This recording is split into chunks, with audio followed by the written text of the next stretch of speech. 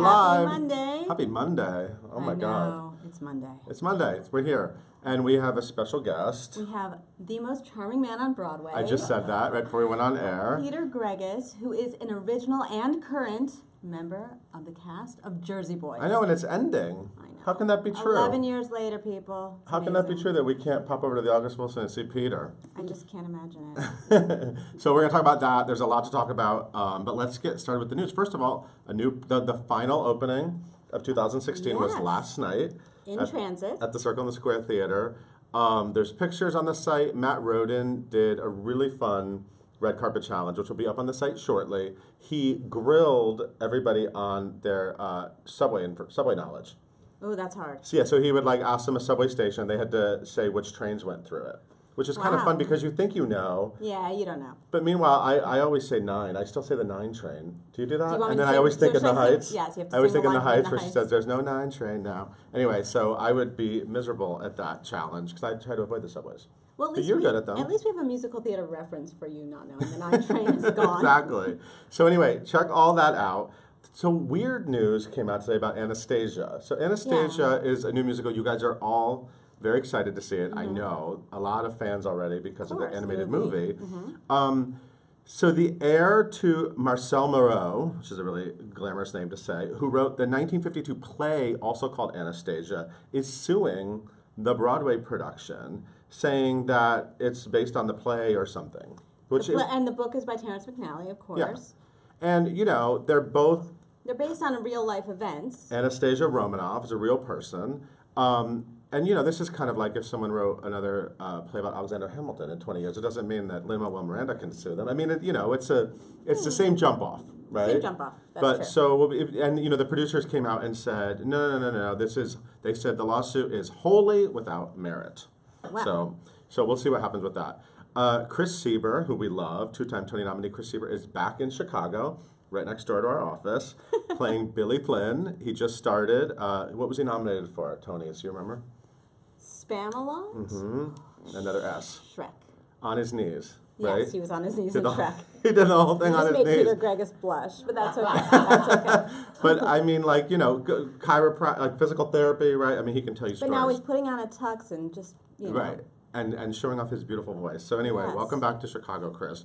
There are new Hamilton photos. Yes. We don't always get new photos when a long-running show, but the new cast of Hamilton, it's all new now. It's all new. And there's all beautiful new photos. New pictures. So go check them out. And also, Hamilton News, the Hamilton mixtape, is #1 on the Billboard charts. That's amazing. It had already sold 187,000 copies.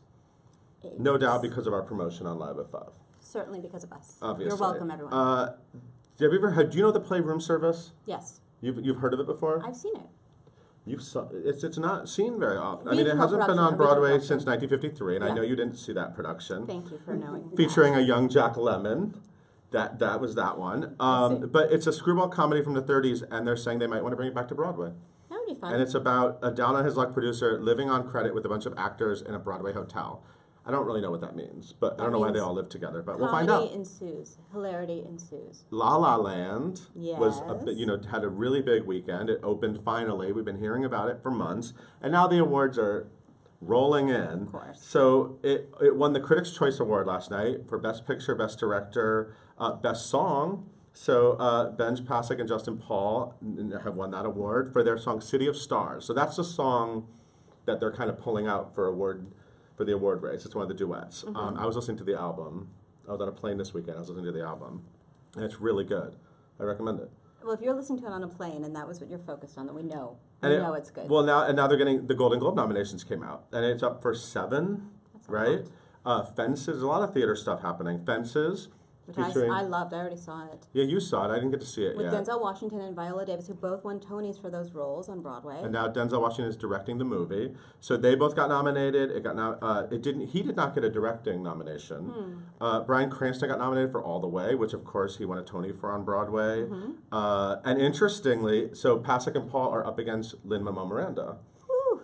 So we have a Broadway race out there smackdown. for his Moana song, How Far I'll Go. How far will he go to win that award? And of course the awards are on January 8th.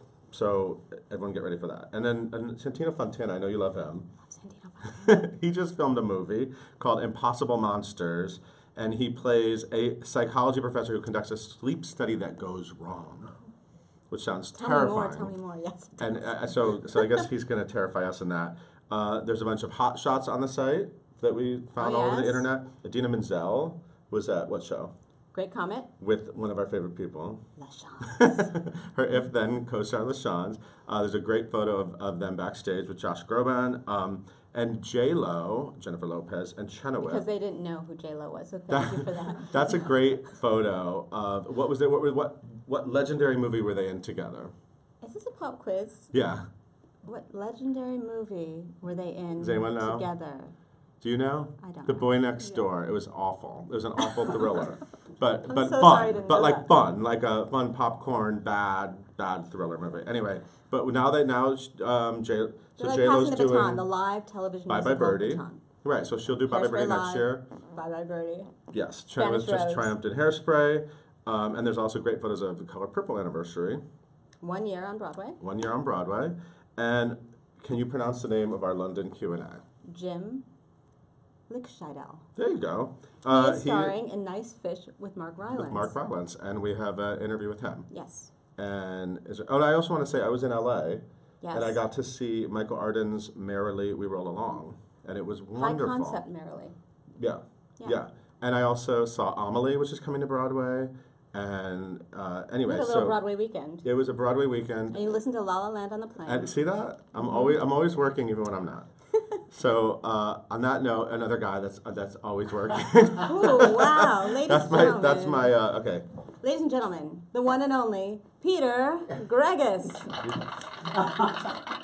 I love the applause. Oh my God, the applause machine is genius. Hi, everybody. Hi. Thanks for having me. Thank you for This is coming. so fun. All right, first of all, I know you all have a million questions for Peter, but you are very special for many reasons. Okay. But one is that you've been in this show for the whole time, and 11 you're not the years. only one The odd thing is, I'm the only one from the out-of-town tryout. at So La I s- Jolla. yeah, Is that right? Did the Long show at time La Jolla ago. Playhouse, 2004, October through January 2005, and then we went to Broadway. Ta-da! So you've been Bob Crew for a very, very I've been long Bob Crew time. for a long time. So when you look at your Broadway opening to now, Mhm. what do you think of in terms of things that have changed? First of all, your face has not changed at all. Oh. It's like, I don't know what you're drinking, what fountain of youth you found, but it's working. Moisturize. Very Words to live important. by. That's all I can tell you. It's really funny. I had this talk with my agent the other day about that very thing. Is that he was saying, you're a different person from when you started the show to this point. So you have to go back out into the world of auditioning with a different perspective. So the theater, I don't know.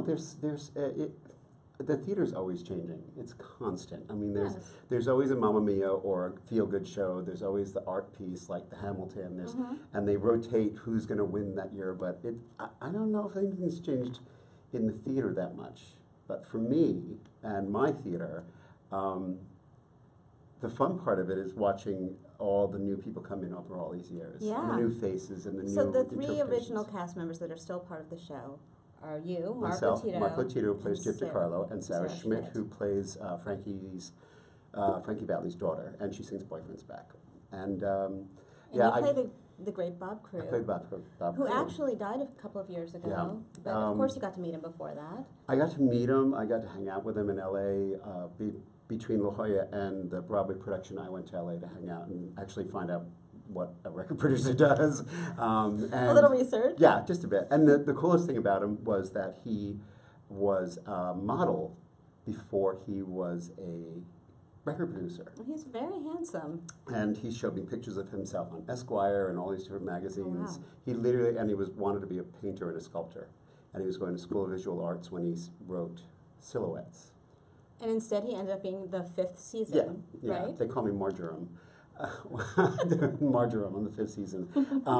Yeah, he and a lot of people don't get it from the show because we just don't have time to tell the whole story, his whole story. But he actually wrote He wrote a lot of the so songs. much Yeah. of the music, not the music, but especially the lyrics. But Didn't he write Walk Like a Man? wrote Walk Like a Man. He wrote Can't Take My Eyes Off of You. In fact, the first day I met him at his house, his assistant came walking in with an envelope and threw it on, I said, here, this is for you, and it was from BMI saying, oh, Can't Take My Eyes Off You is now the third most recorded recorded song in history. Wow. Yeah, and he looked at it and said, "Oh, great," and tossed it on the desk like it was nothing. It's like, A mountain of yeah. accolades. But and he was in music at a time when music was really changing, and so he worked with Patti LaBelle. He worked with dozens and dozens of different artists along with the seasons. He was really, I mean, music was changing so much from the beginning of the '60s through the '70s. So his influence is all over the place. All right, let's take some questions. Okay. People have a lot to say to you. Well, What do you of wanna know? course, Alec wants to know, how is it working with Mark Ballas, Mark the Ballas. newest Frankie Valli? He's such a game guy. We First can of tell all, that from his vlog for Broadway.com. yeah, he is. You are the star of, co-star. I'm like his little his little troublemaker in chief. Mark is, the lovely thing about his performance is that he brings kind of a rocky, more of a rock sound to the voice of Frankie Valli. So he really is sitting in the show really, really well. He is incredibly charismatic. And he just got married, right? And he just got married. The weekend of Thanksgiving he was off, so he went and got married to his beautiful, beautiful wife, BC, who is his songwriting and singing partner. They have a great duo, and they invited us to like a little private concert at the Soho House. Oh, nice. And it's really beautiful music, and she's equally as talented as he is. But he is, now that he's relaxing into the show, he is becoming a troublemaker.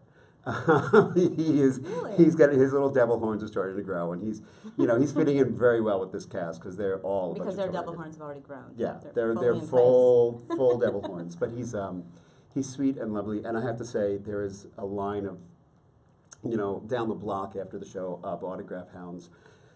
These people, all these lovely middle-aged women who know him from Dancing with the Stars. Dancing with the Stars, and he says hello and signs each one. He's And very spends the gracious. He time. seems like Such it. a gracious guy, and did a lot for us at Broadway Cares for the Gypsy of the Year. Oh, that's good. He got tickets for the final taping of Dancing with the Stars to auction off. So, and we put that on Charity Buzz. That's We made a lot of amazing. money, and he's fantastic. That's awesome. Love him. Oh my gosh, What there's else so do you many. wanna know? Well, Stephen wants to know, being in it from the very beginning, is it upsetting to see the show go?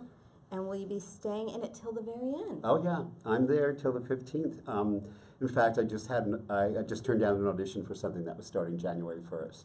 And I told my agent, I said, look, I'm not swimming the English Channel just to drown 10 feet offshore. I'm going the distance. Of course I'm sad to see it go. It's not so much, the show has had a great run, and all things come to an end. I'm going to miss going to work. I'm going to miss Oh, the yeah. people that I work with, the laughing. It's as much fun as you think we have on stage. Off stage is even worse. They're Worse? just really, really crazy people. And it's fun. It's nice to have, as an actor, to have stability like that. Something that not a lot of people get. And there's a question like, how can you stay in it that long? And I said, my answer is always, well, I spent so many years on the road and so many years doing 2 months, 3 months, that you get a hold of something like this, and you, as an actor, when you can afford to buy an apartment, you do it. So it wasn't a hard decision to stay this long. Plus, the producers were very generous, and they liked me. We all like you. We all do. Who else? What else? David said, has there ever been a show you were tempted to join and leave Jersey Boys? Yes, I'm not going to say what. Of course not. I'm not going to say what. But yeah, there was a moment of, but worked out for the best. I'll put it that way. We're happy where we are. I'm Jersey very happy. Boys outlasted whatever Yes. it was, 11 years sure. later, I'm very happy. And David's asking, who was the most unusual celebrity to come backstage? Oh my that's God. 11 years of I celebrities. can't tell you. Oh boy, I have to tell you one story though. James Gandolfini wasn't unusual.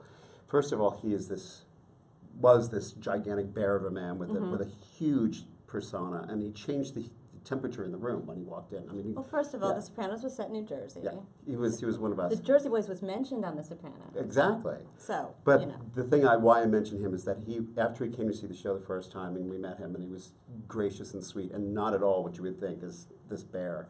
But he came back over the years with, he's very much into veterans affairs. So he'd bring 5 or 6 people who had just gotten back, 5 or 6 veterans who had that's just very gotten sweet. back from the Middle East. And it was always, they'd always come back, we'd hang out and talk with them. But he was one of the sweetest. And of course, Liza Minnelli is always a joy when she comes backstage. I mean, she is like a tornado. She wants to kiss everyone.